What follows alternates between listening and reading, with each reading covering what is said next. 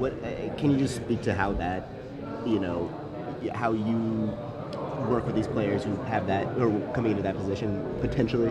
Well, again, again, the position is a unique position where, hey, you touch every phase in the game. You're a run blocker, so you're extension of the offensive line as a run blocker and as a pass protector, and then you're extension of the receivers in the pass game. So it's very important for us to be able to be very effective in all phases of the game. So again, we have to do everything that we have to be intentional with how we prepare and how we drill things and how we study, so that then we can give ourselves a good chance to be successful, in which, again, the tight end position is a very important position of an offense.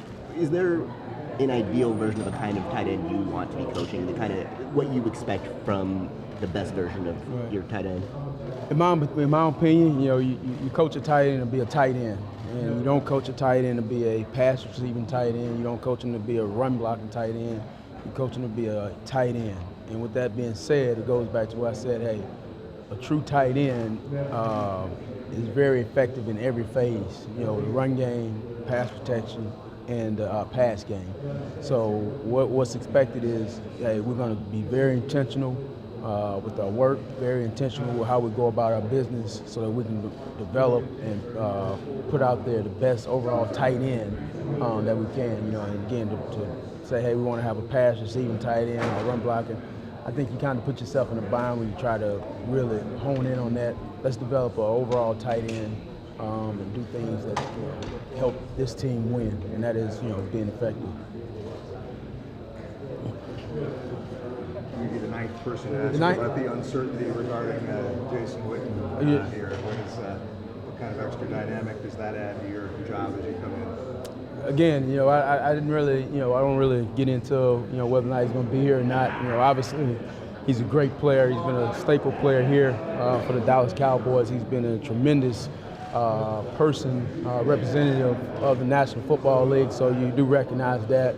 I'm excited, again, to be here coaching tight ends for the Dallas Cowboys, and anybody that's there, I'm very excited to be coaching. From what you've seen, does he still have a little left if he decides to come back? Again, he's always got stuff left. That's why he's still here, playing. He's a tremendous player. He's a tremendous player and a tremendous person. And I look forward to sitting with him. It's tight end, the second most difficult position to play behind the quarterback, because you have to do so many different things if you're truly a well-rounded full tight end, or at least in the old style. I think, to categorize it as the second, most difficult, I think every position has their, challenges.